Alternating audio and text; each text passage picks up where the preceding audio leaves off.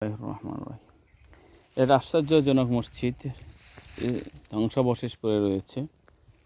যেখানে মসজিদের মূল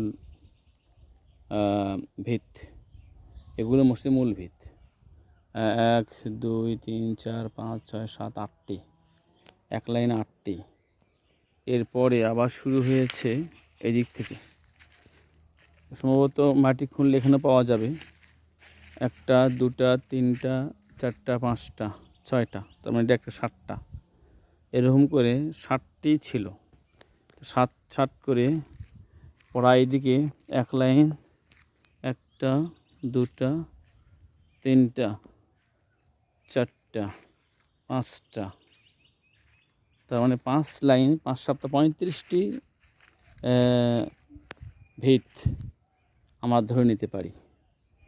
এবং প্রত্যেকটির মাঝখানে যে দূরত্ব, তাতে বোঝা যাচ্ছে যে এই মসজিদটি ভবিষ্যতে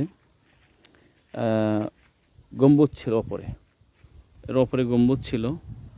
যদি গম্বুজ থাকে তাহলে এক লাইনে দেখা যাচ্ছে 1টা 2টা 3টা 1টা 4টা, 4টি করে গম্বুজ, তার মানে 4টি গম্বুজ, তাহলে 20টি গম্বুজের মতো ছিল এই মসজিদে। যদি মসজিদ তৈরি সম্পন্ন হয়ে থাকে, আসলে ধ্বংস হয়ে যায়, তাহলে এমনই মনে হচ্ছে। এটিও ছিল সুলতানি আমলের তাদের কার্যক্রম। আসলে ধ্বংসাবশেষ যে চিহ্নগুলি রয়ে গেছে, এগুলো থেকে মনে হয় যে তৎকালীন সময়ে এই অঞ্চল সুলতানদের ব্যাপক প্রভাব ছিল।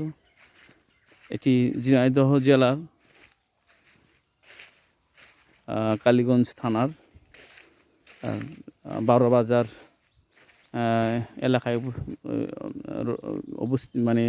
অবস্থিত 12 বাজার এলাকায় অবস্থিত।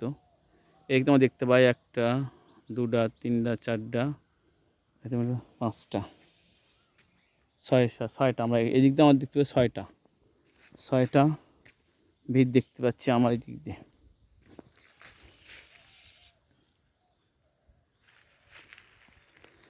এটা আধুনিক টিন দিয়ে একটা মসজিদ তৈরি করেছে, তাই লেখার